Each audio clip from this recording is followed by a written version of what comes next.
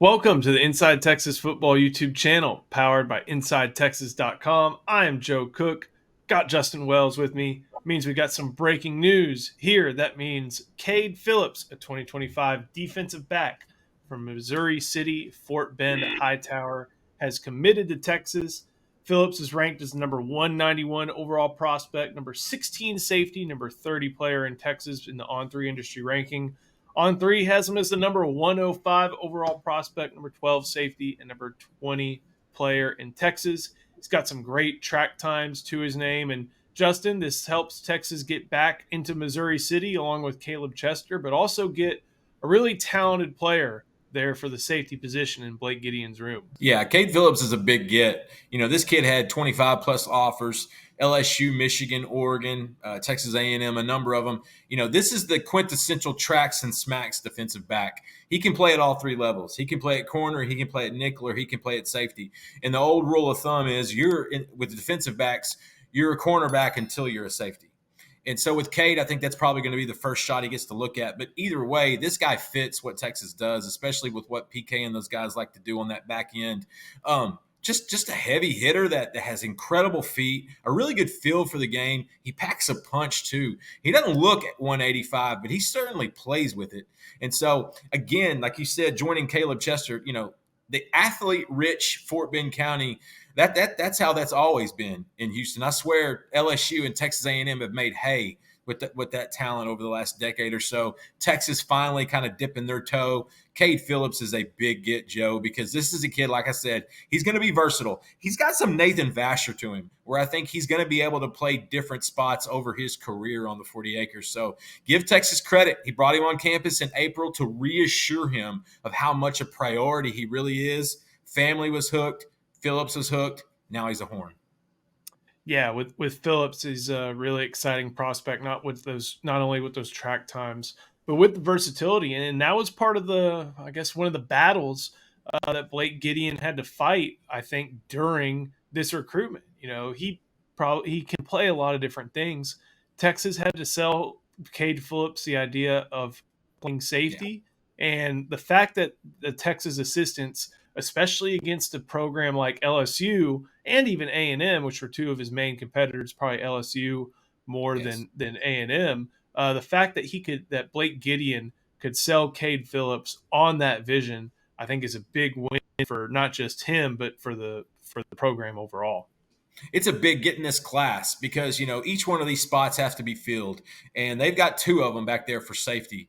And like I said, Kade Phillips is going to get a shot at corner. Most programs were recruiting him at corner, as a matter of fact, and I think that was part of their sales pitch. But ultimately, this guy's he just wants to be on the field. I don't think Kade is that rigid when it comes to where he's going to play. The quicker he gets on the field, the happier he's going to be. And he's going to be another boost for this cycle because I think, last year they went big in the secondary, Joe. Last year they got some of the best corners in the country. They knocked it out with the big safety and Xavier Filsame.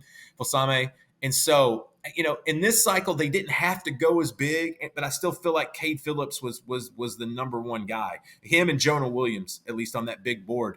And Phillips certainly has that versatility. And so it's just a big boost, especially in a month of July that Texas has taken a few bad beats over the last few weeks. This one's a good beat, and I think Phillips is a big get. Good, successful venture on that front, in my opinion. So another big one, another big addition adds to defensive back class that, as it stands right now, is just composed of people from Missouri City, Texas. You got Caleb Chester in the class. They'd taken some hits elsewhere, but right now Texas has gone into an area that, like you mentioned, has produced talent for such a long time, whether it be at Hightower or at Marshall or at any of the other Fort Bend County or Missouri City schools. And now Texas has placed a foothold there to get one of the more talented football players. As you can see on the screen right now, these are his offensive highlights. He had it split on his huddle between offense and defense. You see him right there going over the top using that speed. Texas had not tapped into that in quite some time. I think Chester was the first Fort Bend Marshall player to go to the Longhorns in quite some time. Can't remember Hightower how long it's been. So it's nice to see Texas finally going into one of the more talented areas in the country. And they're not only making inroads with these two, they also look really good for 2026 safety Isaiah Williams at Fort Bend Marshall. That's how this thing works. You go into that region, you grab one or two of those guys, you kind of solidify yourself, you plant a flag, and then you start growing out the younger guys. And Isaiah Williams is going to be a guy, it's going to be a dude at the top of Texas board when that class rolls around and we start talking about that cycle more in depth. But yeah, you want to make sure you find these premier athletes. If you've ever been to the Texas State track meet, Fort Bend teams are religiously there. Like that's just how they roll, man. That's just how they are. They have got unbelievable athletes at so many different sports. And it shows Texas is being a little bit more versatile. Again, this is where LSU and Texas A&M really used to make their hay. And that's basically the two teams Texas had to top to get this guy. And so you want to continue that. And Phillips, that's where I get the Nathan Vasher comparison for me because I see the offensive highlights. And anybody that watched Nathan in high school at Texas High, you saw he was just as much of a weapon on offense as he was on defense. Same thing with Curtis Brown at Gilmer before he signed with Texas. Just as good on offense as he was on defense. And sometimes a really good DB is also a really good receiver. And in this case, Kade Phillips also has some hands that can't help you. I mean, that can't hurt you when you're playing on that back end. Before we keep going, got to give some love to our friend Andre the Lawyer. Andre the Lawyer has been helping injured Longhorns throughout the state of Texas for a long, long time. Longtime friend of Inside Texas. He will be a friend of yours in the courtroom, in the settlement room, wherever. Whether you're in a car wreck, an 18-wheeler accident, an on-the-job injury, slip and fall, or involved in a wrongful death, give Andre the Lawyer a call at 214-444-8808. He'll give you a personalized text message number. He'll help you out. He will fight for more than just what the insurance adjusters want to throw your way. So call Andre the Lawyer at 214-444-8808. Justin, as we look at it now, Texas has, like we mentioned, they have Chester in the class. They have Phillips in the class. Right. Where else are they looking? They take a bad beat a little bit, or not a little bit. They took a bad beat with Dorian Brew deciding to go to Oregon, but they're still in the mix for a lot of different top defensive backs. Just kind of looking through the list, they are looking for more corners. They're in it for Devin Williams, the Auburn commit out of Buford. Aiden Anding, that commitment or that recruitment has taken a little bit of a turn with LSU jumping in, but they're still involved there. Treston Castro, the USC commit, they remain involved.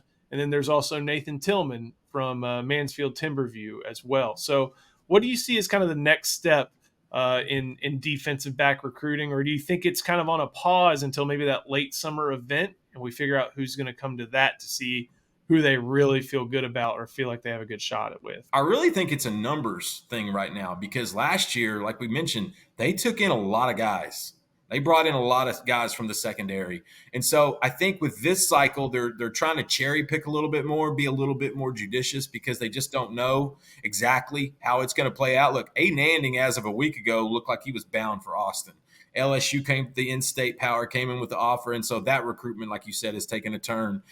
They're still going to be in the mix for Devin Williams, brought him on campus for an official visit. Look, they're in a great position for Nate Tillman. He was supposed to announce earlier in the week, and he kind of paused that right now. But I mean, you and I've watched his tape, and that kid is a kid that can get on the field at Texas and play in a few years. And so I don't know if they're going to go big. I mean, they missed on a few of their early guys, Kobe Sellers, Cortland Guillory, Dorian Brew, those guys. But I don't think it was that bad because of the big guys they got last year. When you bring in a Kobe Black and an Xavier Filsam, a Wardell Mack, you Santana Wilson, who might have the best feet of all of them. I think they're just being a little bit more cautious. You may be right. When they have that barbecue in late July, they may get a better feel for what DB's their outlook is going to look like for the rest of the 2025 cycle. I think they take one more safety. I think they take one or two more corners.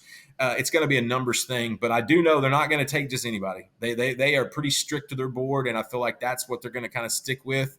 And you know what Sark loves to do? He likes flipping guys late, so he's going to stay in the mix no matter what happens with Devin Williams, Aiden Anding, and a few of those others. Yeah, late cycle developments are always worth tracking, especially now with Texas recruiting in the SEC and in the current recruiting landscape. So Thank you for watching this video. Make sure you like it, subscribe to our channel. If you are listening to this on podcast, please give us a 5-star rating and review. Thank you to our friend Andre the Lawyer. And of course, if you have not gone to Inside Texas yet, use the promo code IT1.